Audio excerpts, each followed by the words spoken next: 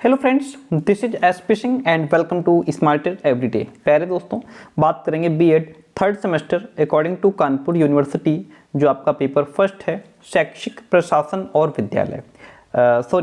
ये आपकी unit second है, शैक्षिक प्रशासन और विद्यालय। ओके, पेपर का नाम आपका क्या है? विद्यालय प्रबंधन एवं नेतृत्व, यानी कि स्कूल मैनेजमेंट एंड लीडरशिप। ठीक है, इसकी जो यूनिट फर्स्ट है वो हम लोग कवर कर चुके हैं, कंप्लीट कर चुके हैं। यदि आपने नहीं देखा है तो प्लेलिस्ट पूरी बनी हुई है, आप शुरुआत से सारी क्लासेस देख सकते हैं। यूनिट सेकंड में हम लोग बात करेंगे, सबसे पहला हमारा टॉपिक रहेगा प्रबंधन का अर्थ, यानी कि व्हाट इज मैनेजमेंट, आखिर मैनेजमेंट होता क्या है। और ये ऐसा टॉपिक जहां से आपको लॉन्ग क्वेश्चन भी मिलेगा, नोट कर लीजिए, लॉन्ग क्वेश्चन भी मिलेगा और शॉर्ट क्वेश्चन भी देखने को मिलेगा। ओके, बिल्कुल 100% लिखित ले लीजिए कि यहाँ से आपको लॉन्ग में भी क्वेश्चन मिलेगा और शॉर्ट में भी मिलेगा। तो बहुत इंपॉर्टेंट टॉपिक है, लास्ट तक आप बने रहिएगा। प्रबंधन होता क्या है, मैनेजमेंट क्या होता है? देखिए, शिक्षा, उद्योग और व्यापार जैसे क्षेत्रों में मैनेजमेंट का एक अपना ही इंपॉर्टेंस होता है। ठीक है भाई, उद्योग में है या जैसे आप कोई भी व्यवसाय कर रहे हैं, कोई व्यापार है आपका, या शिक्षा के क्षेत्र में यदि मैनेजमेंट नहीं होगा तो संस्था उच्च शिखर पर नहीं पहुंच पाएगी, उन ऊंचाइयों तक नहीं पहुंच पाएगी जहां तक उसको ले जाने का लक्ष्य है या उद्देश्य है ना। तो प्रबंधन के द्वारा समस्त मानवीय और भौतिक, मानवीय में आपके वो आ जाते हैं, मान लीजिए आपका स्कूल कॉलेज है, उसमें आपके टीचर्स हो गए, है ना, प्रिंसिपल, वाइस प्रिंसिपल, चपरासी, ये सभी लोग मानवीय संसाधन हैं। भौतिक में आपकी बिल्डिंग है, आपका फर्नीचर है ना, चौक, डस्टर, ब्लैक बोर्ड, ये सभी चीज़ें भौतिक संसाधन हैं। इनकी व्यवस्था और उनका अधिकतम उपयोग किया जाता है प्रबंधन के द्वारा। इनकी व्यवस्था कौन करता है? मैनेजमेंट करता है। ठीक है, और इनकी व्यवस्था और इनका अधिकतम उपयोग मैनेजमेंट करता है। इससे कार्यप्रणाली में गति आती है। अगर मैनेजमेंट आपका अच्छा नहीं है तो जो कार्यप्रणाली है वो उस गति से नहीं चल पाएगी। यदि मैनेजमेंट ढीला है तो संस्था भी अच्छी तरीके से आगे नहीं बढ़ पाएगी। संसाधनों का मितव्ययितापूर्ण उपयोग होता है और उद्देश्यों की पूर्ति सहजता के साथ हो जाती है अगर मैनेजमेंट ठीक है। प्रबंधन ही वो तत्व है जिसके द्वारा हम पहले से निर्धारित लक्ष्यों को कम से कम समय और परिश्रम के साथ प्राप्त कर सकते हैं। यानी कि आपकी कोई भी संस्था है, उसके जो भी लक्ष्य निर्धारित किए गए हैं, यदि आपका मैनेजमेंट ठीक है तो वो मेहनत करके, है ना, और बेहतर प्रयास करके अपनी संस्था को उन लक्ष्यों तक आसानी से और जल्दी पहुंचा सकता है। प्रबंधन किसी भी संगठन, चाहे वो औद्योगिक जगत से संबंधित हो या शिक्षा जगत से, उसका मस्तिष्क कहलाता है। ठीक है, क्या जो मैनेजमेंट होता है वो माइंड होता है, वो मस्तिष्क होता है, उसी के अकॉर्डिंग पूरी संस्था चलती है। ठीक है, तो प्रबंधन को मस्तिष्क कहा गया है। देखिए, जैसे कहते हैं आपके कॉलेज के एमडी कौन है? एमडी का मतलब मैनेजमेंट डायरेक्टर कौन है? ठीक है, जिनके अकॉर्डिंग पूरा स्कूल चलता है, पूरी संस्था चलती है एमडी के अकॉर्डिंग। प्रबंधन सतत निर्णय निर्माण में लगा रहता है। प्रबंधन जो होता है वो हमेशा डिसीजंस लेने में, नया क्रिएट करने में लगा रहता है और उनके क्रियान्वयन में प्रयासरत रहता है। यानी कि जो डिसीजंस हमने लिए हैं, अब उन पर हम काम कैसे करें, जो निर्माण किया जा रहा है ना, उसको कैसे अपने व्यवहार में लें, उस पर कैसे काम करें, इन सब चीज़ों में लगा रहता है। प्रबंधन हमें नेता के कार्य, गुण और दायित्वों से भी अवगत कराता है कि एक नेता के क्या काम होते हैं, उसकी क्या रिस्पॉन्सिबिलिटीज होती हैं। ओके, अब जैसे यहाँ पे मैकफार्लैंड की डेफिनेशन है, ये कहते हैं प्रबंधन आधारभूत समन्वय और संचालन की क्रिया है। जो प्रबंधन है, जो मैनेजमेंट है, वो आधारभूत समन्वय यानी सामंजस्य और संचालन की प्रक्रिया है जिसमें संगठित प्रयास सम्मिलित रहते हैं। वहीं पर जॉर्ज टेरी का स्टेटमेंट है पूर्व निर्धारित उद्देश्यों की प्राप्ति, यानी कि पहले से निर्धारित जो भी उद्देश्य हैं, यदि उनको प्राप्त करना है तो उसके लिए मानवीय और अन्य जो संसाधन है उनका प्रयोग करने की सुनिश्चित प्रक्रिया मैनेजमेंट कहलाती है। तो इस तरीके से हमने मैनेजमेंट को, प्रबंधन को ठीक तरीके से समझ लिया। अब जो प्रबंधन की कुछ विशेषताएं होती हैं, आइए इन पर बात करते हैं। देखिएगा प्यारे दोस्तों, उससे पहले आपको बता दें कि अगर आप कानपुर यूनिवर्सिटी से बीएड थर्ड सेमेस्टर के स्टूडेंट हैं तो इस प्रकार का जो कंटेंट है वो आपके लिए पेड भी अवेलेबल है। पेड कंटेंट का मतलब होता है कि आपको कुछ फीस पे करनी होती है एंड जो नोट्स होते हैं हमारे वह पीडीएफ फॉर्म में आपको व्हाट्सएप पे प्रोवाइड करा दिए जाते हैं, ठीक है, जिसमें टॉपिक वाइज आपका कंटेंट होता है, ठीक है, फुल कंप्लीट आपका सिलेबस टॉपिक वाइज कंटेंट आपको मिलता है, प्लस उसके साथ में आपको क्वेश्चन आंसर मिलते हैं complete long and short, plus आपको पीवाईक्यूज यानी कि प्रीवियस ईयर क्वेश्चन पेपर्स मिल जाते हैं। इतना कंटेंट आपको एक जगह मिल जाता है और बेस्ट मटेरियल आपको मिल जाता है। इससे आप बेहतर कर सकते हैं अपने एग्जाम में। ध्यान रहे, अगर आप हमारा पेड कंटेंट लेते हैं तो उसके बाद आपको मार्केट से किसी भी प्रकार की कोई कॉपी, किताब, क्वेश्चन बैंक, मॉडल पेपर कुछ भी खरीदने की आवश्यकता नहीं रह जाती है। प्रबंधन की विशेषताएं क्या होती हैं? Characteristics of management. देखिए, प्रबंधन में निम्नलिखित विशेषताएं प्रमुख रूप से उभर करके आती हैं। नंबर एक तो जो प्रबंधन जो मैनेजमेंट होता है वह स्वदेशीय प्रक्रिया है, यानी कि उसका एक उद्देश्य होता है। प्रबंधन का क्या है? प्रबंधन का उद्देश्य होता है। उद्देश्य क्या होता है? देखिए, प्रबंधन एक स्वदेश्य प्रक्रिया है। जो भी उद्देश्य हो कहने का मतलब है, लेकिन उसका एक उद्देश्य होता है कि हमें कितना काम करना है ना। अगर स्कूल कॉलेज की बात करें तो हमें ये परीक्षा किस समय पर करानी है, ठीक है, या जो सेमेस्टर प्रणाली है वो जो चल रही है उसको समय पर खत्म करना है ना।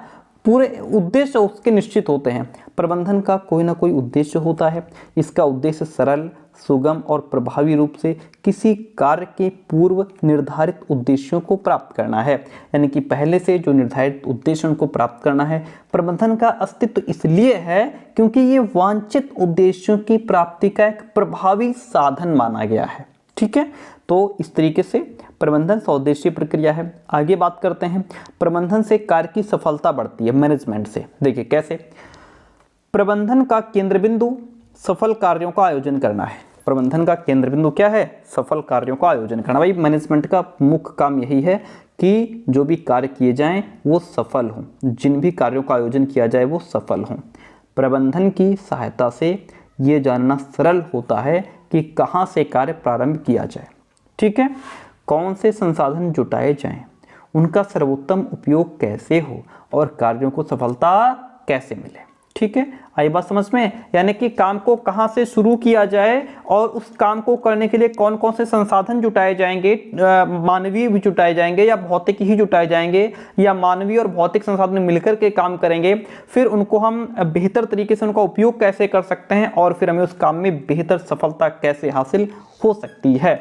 ओके, ये काम किसका है? मैनेजमेंट का। सार्वभौमिकता यानी कि यूनिवर्सलिटी, इसका मतलब क्या है? प्रबंधन में सार्वभौमिकता होती है। यही कारण है कि प्रत्येक देश, समाज, परिवार और उपक्रम में किसी न किसी रूप में प्रबंधन की आवश्यकता पड़ती है। आगे बढ़ते हैं, यह समन्वित प्रक्रिया है। It is an integrative process. Integrative का मतलब यह होता है कि जब चीजों को आपस में मिला दिया जाता है उसको इंटीग्रेशन कहते हैं, ठीक है। आपस में मिलाने की क्रिया इंटीग्रेशन कहलाती है, समन्वय कहलाती है। देखिए, प्रबंधन का मूल मंत्र सभी मानवीय एवं भौतिक संसाधनों का इस प्रकार समन्वय इंटीग्रेशन करना है कि उससे अधिकतम परिणाम प्राप्त हो सके। यानी कि इसमें मानवीय संसाधन और भौतिक संसाधन, आपके स्कूल टीचर्स वगैरह प्लस आपके जो भौतिक संसाधन है, स्कूल बिल्डिंग, फर्नीचर, चौक, डस्टर, बोर्ड, ये सभी चीजें क्या है? भौतिक संसाधन। ये सभी मिलकर के काम करते हैं। ओके, ये सभी संसाधन, इन सभी को मिलाना ही इंटीग्रेशन है। ये सभी संसाधन प्रबंधकर्ताओं को उपलब्ध कराए जाते हैं। प्रबंधकर्ता जो है वो अपने ज्ञान, अपने अनुभव, शिक्षा और दर्शन का प्रयोग करके कार्य का संपादन कराते हैं। ओके, ठीक है, आगे बढ़ते हैं। प्रबंधन जो है वो एक्टिविटी बेस्ड होता है। प्रबंधन क्रिया आधारित होता है। प्रबंधन में प्रबंधकर्ताओं को विभिन्न क्षेत्रों से संबंधित अलग अलग प्रकार के काम करने होते हैं। प्रबंधक मंडल ही विभिन्न कर्मचारियों से इन कार्यों को संपादित कराता है, यानी कि इन कार्यों को पूरा कराता है। प्रबंधक मंडल ही उपक्रम के समस्त कार्यों के लिए उत्तरदायी भी होता है। तो ये कुछ विशेषताएं थी प्रबंधन की, आप जरूर याद कर लेंगे, रट्टा मार लेंगे, बहुत इंपॉर्टेंट टॉपिक है। चलिए यहाँ तक तो हमने सिर्फ और सिर्फ मैनेजमेंट समझा, जो आपका किसी उद्योग में हो सकता है, आपका किसी व्यवसाय में हो सकता है, आपका शिक्षा के क्षेत्र में हो सकता है, आपका समाज के क्षेत्र में हो सकता है, आपका घर परिवार में आपका मैनेजमेंट हो सकता है।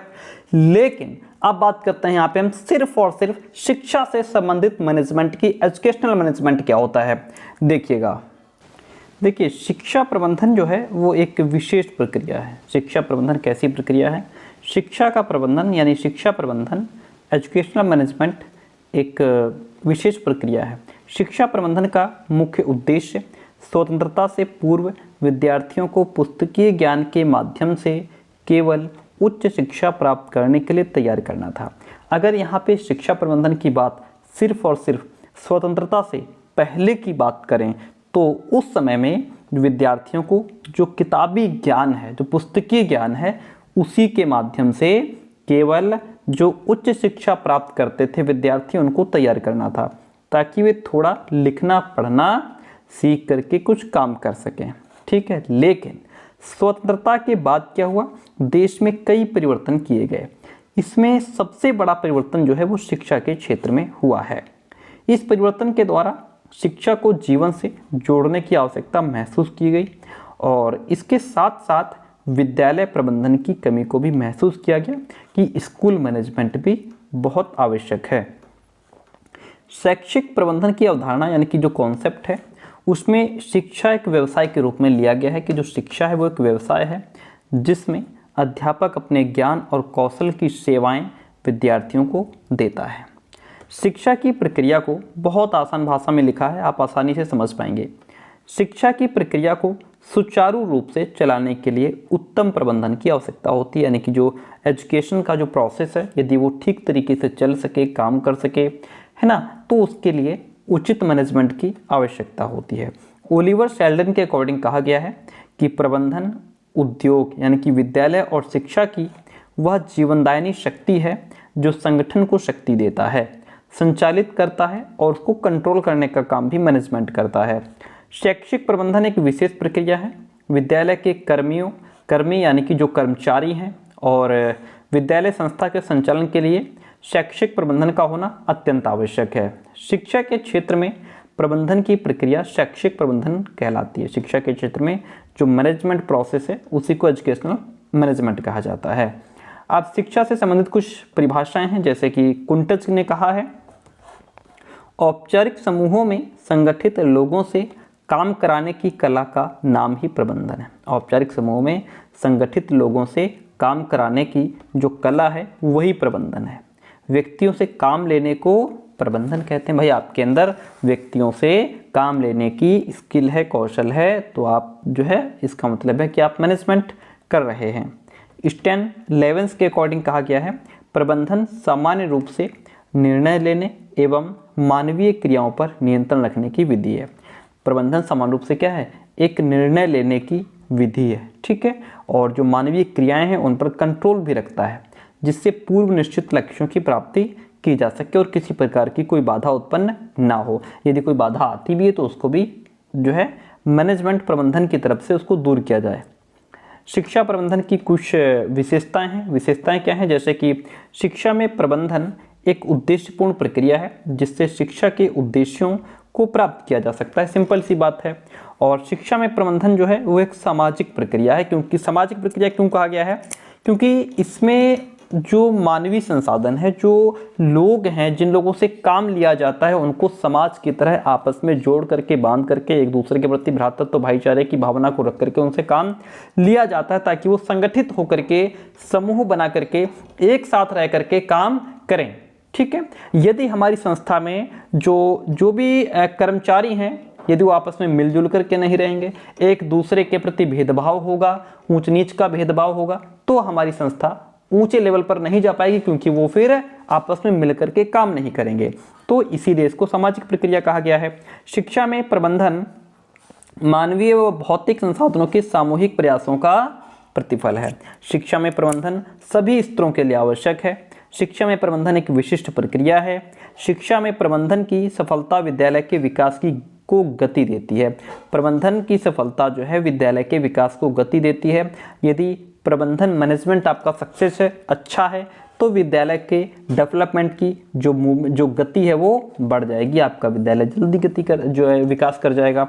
शिक्षा में प्रबंधन संगठन की आवश्यकता होती है। शिक्षा में प्रबंधन कला और विज्ञान दोनों ही है। तो इस तरीके से हमारी ये कुछ शिक्षा प्रबंधन की विशेषताएं होती हैं। अब आगे बात करते हैं शैक्षिक प्रबंधन के कुछ उद्देश्य होते हैं, जैसे विद्यार्थियों को शिक्षा देने के लिए उसके अनुकूल वातावरण निर्मित करना, ये शैक्षिक प्रबंधन का उद्देश्य है कि जो विद्यार्थी हैं उनको जो हम शिक्षा दे रहे हैं उसके अनुकूल वातावरण भी हम क्रिएट करें। यदि हमारे पास साइंस का बच्चा है, विज्ञान का बच्चा है, तो उसके लिए हम क्या करें, लैब की व्यवस्था करें। बायोलॉजी का बच्चा है तो जो है कि उसके लिए लैब की व्यवस्था होनी चाहिए, उसमें अलग अलग प्रकार के जीव होने चाहिए, है ना, ताकि हम बच्चों को सिखा पाएं, है ना। विद्यालय में भौतिक संसाधन, मानवीय संसाधनों की व्यवस्था उचित रूप में होनी चाहिए, जो है लाइब्रेरी होनी चाहिए, ताकि बच्चा उसमें और भी एक्स्ट्रा ज्ञान ले सके, पढ़ सके। ये ध्यान रखना कि सभी विद्यार्थी पुस्तकालय, खेल के मैदान, प्रयोगशाला का भरपूर प्रयोग करें, है ना। जो भी ये सब्जेक्ट है उसका प्रयोग लैब होनी चाहिए आपके पास। प्रबंधकों की सफलता प्राप्ति के लिए अध्यापकों कर्मचारियों से सही दिशा में कार्य कराना चाहिए।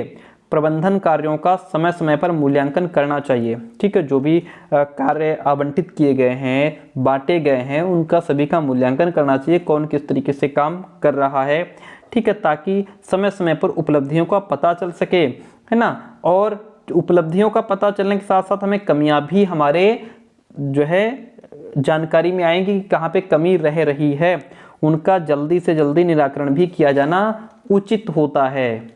आगे बढ़ते हैं। अब हम बात करेंगे व्हाट इज प्लानिंग, नियोजन क्या होता है। तो आपने प्रबंधन समझा, मैनेजमेंट समझा, फिर आपने शैक्षिक प्रबंधन को समझ लिया। इतनी आसान भाषा में, इतने सरल शब्दों में आपको समझा रहे हैं कि आप इसको एक बार पढ़ने के बाद लिख सकते हैं, ठीक है, बहुत दिमाग लगाना नहीं है। नियोजन क्या होता है, नियोजन का अर्थ समझिए। देखिए, नियोजन का अर्थ, नियोजन से अभिप्राय एक ऐसी सुनिश्चित योजना रूपरेखा से है जिसके द्वारा उद्देश्यों की प्राप्ति की जा सके। ये भी जो है मैनेजमेंट से मिलता जुलता है। हम लोग कहते नहीं है कि हम प्लानिंग कर रहे हैं, ठीक है, आप लोग बोलते हैं कि हम प्लानिंग कर रहे हैं या हमारा कुछ प्लान है, तो वो प्लानिंग क्या है, वो हमारी योजना है, वो हम एक योजना बना रहे हैं, ताकि जैसे कहते हैं कि इस काम के लिए हमारे पास ये प्लानिंग है, तो वो जो काम है आपका वो उद्देश्य हो गया। अब उसकी प्राप्ति के लिए आपने ये प्लान बनाया है ताकि जो काम है हमारा वो सक्सेस हो जाए, ठीक है, वो हमारा उद्देश्य है। इस काम को सक्सेस करना हमारा उद्देश्य है, उसको पाने के लिए हम प्लान कर रहे हैं, हम योजना बना रहे हैं।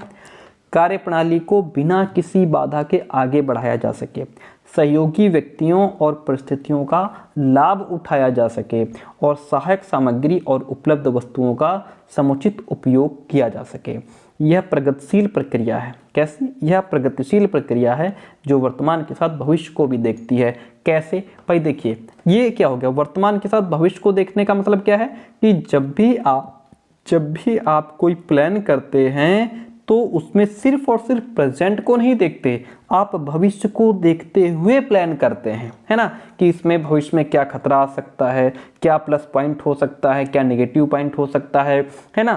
तो उन सब चीज़ों को ध्यान में रखते हुए हम प्रेजेंट और फ्यूचर दोनों को ध्यान में रखते हैं जब भी कोई प्लान तैयार कर रहे होते हैं। अगर आप पढ़ाई से रिलेटेड भी कोई प्लान तैयार कर रहे हैं, स्टडी से रिलेटेड है, तो उसमें भी आप देखते हैं कि अभी हमारे पास कितना समय है, उसके हिसाब से हम प्लान कर लेते हैं। इन फ्यूचर हमें कहाँ जाना है, कहाँ शादी में जाना है, कहाँ बर्थडे पार्टी में जाना है ना, हमें कितने दिन का छुट्टी चाहिए होगा, वो आप अलग से प्लान करते हैं। तो प्रेजेंट फ्यूचर दोनों ध्यान में रखना होता है। जैसा कि यहाँ पे जॉन मिलर कहते हैं, नियोजन यानी किसी काम को करने के लिए बुद्धिपूर्वक तैयारी करना नियोजन कहलाता है। क्या कहा? नियोजन का मतलब है किसी काम को करने के लिए बुद्धिपूर्वक दिमाग लगा करके जो आपने तैयारी की है, यानी कि कार्य को कब और कैसे करना है, यही तो प्लानिंग है आपकी। मैं इसको किस समय करूंगा और कैसे करूंगा, दिस इज द प्लानिंग। कुंटज और ओडोनिल कहते हैं नियोजन एक मानसिक क्रिया है। बिल्कुल डेफिनेटली भाई, इसमें हम दिमाग ही लगाते हैं। यह एक विशेष तरीके से काम करने का सचेतन निश्चयात्मक प्रयास कहा गया है, कुंटजो डोनेल के अकॉर्डिंग। ठीक है, तो ये आपने नियोजन तो समझ लिया, बहुत आसान भाषा में, दोबारा पढ़ने की आवश्यकता भी नहीं पड़ेगी। ठीक है। अगर आप ये कंटेंट खुद लेकर के पढ़ेंगे, मान लीजिए हम पढ़ा रहे हैं, समझ में आ रहा है, आप अपने आप भी पढ़ रहे हैं, इससे क्या होगा, आपको डबल बेनिफिट होगा कि आप खुद भी पढ़ रहे हैं, फिर हम पढ़ा रहे हैं, आपको समझ में आ रहा है, तो इट इज़ बेटर। ठीक है।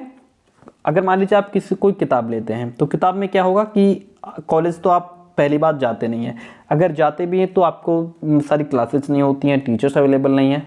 ठीक है। तो बहुत कम ही बच्चे होते हैं जो रेगुलर क्लास करते हैं बीएड में। तो बाकी आप लोग जानते ही हैं, फर्स्ट सेमेस्टर आपने पढ़ा, सेकंड सेमेस्टर हमसे पढ़ा, आप थर्ड पढ़ रहे हैं। हमारे कंटेंट के बारे में ज़्यादा बताने की आवश्यकता नहीं आपको। नियोजन संबंधी कार्य की बात करें, नियोजन संबंधी कार्य इस प्रकार है। नंबर 1 तो उद्देश्यों की प्राप्ति होती है। उद्देश्यों की प्राप्ति कैसे, देखिएगा। उद्देश्यों की प्राप्ति का मतलब है कि अपने उद्देश्यों को प्राप्त करना। शैक्षिक नियोजन का निर्माण करके, शिक्षा से संबंधित प्लानिंग करके प्रशासन के द्वारा निर्धारित जो भी उद्देश्य हैं उनकी प्राप्ति कर सकता है ना। और उपलब्ध साधन और सामग्री का अधिक से अधिक उपयोग किया जा सकता है प्लानिंग करके। यदि आपने प्लानिंग ठीक से नहीं की है तो जो भी आपके पास वस्तुएं उपलब्ध हैं, हो सकता है आप उनसे भरपूर उनका उपयोग ना कर पाएँ, लेकिन जब आप प्लान कर लेते हैं तब आप उनका अधिक से अधिक यूज़ कर पाते हैं। इससे प्रत्येक कार्यकर्ता को उसकी योग्यता क्षमता के अकॉर्डिंग कार्य मिलने में प्रशासन आसानी से काम कर सकेगा, है ना।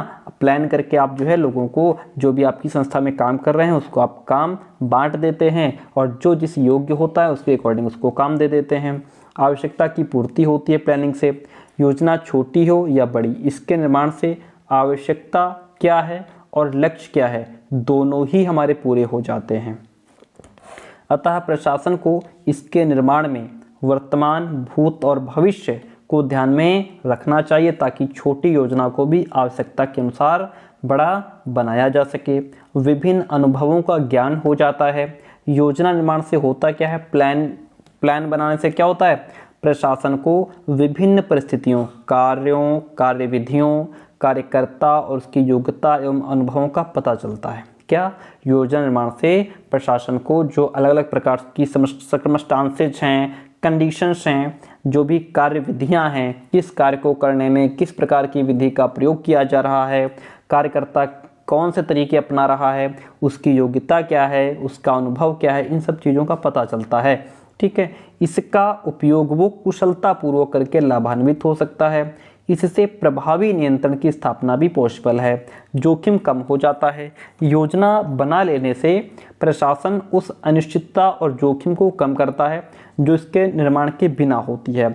बिना योजना के कार्य में अस्पष्टता बनी रहती है। अगर आप योजना नहीं बनाते हैं, प्लान नहीं बनाते हैं, तो आपके कार्य में उतनी क्लैरिटी नहीं हो पाती है। अतार्किक निर्णय पर रोक हो जाती है। योजना निर्माण में होता क्या है, उन निर्णयों पर रोक लग जाती है, वो डिसीजंस स्टॉप हो जाते हैं जो अतार्किक हैं, जिनका कोई तर्क नहीं है। ओके। अलाभप्रद और अत्यधिक खर्चीले हैं, उन पर रोक लगा दी जाती है। ठीक है। अतः यह कार्य को निश्चितता प्रदान करती है, उचित दिशा प्रदान करती है और उद्देश्यों का सही ज्ञान देकर के एक सामंजस्य स्थापित करती है और समानता की ओर आगे बढ़ती है। तो इस तरीके से प्लानिंग इज़ वेरी इंपॉर्टेंट। आपके हर क्षेत्र में प्लानिंग जरूरी है, चाहे शिक्षा का क्षेत्र हो, उद्योग का क्षेत्र हो, व्यवसाय हो, हर तरीके से हमें प्लान करके काम करना चाहिए। लेकिन जब भी हम प्लान कर रहे हों तो उसमें हमें सावधानियाँ क्या क्या बरतनी चाहिए, आइए उन सावधानियों पर एक बार नज़र डालते हैं। देखिएगा, बहुत बेस्ट कंटेंट आप पढ़ रहे हैं। नियोजन में सावधानियाँ क्या हैं।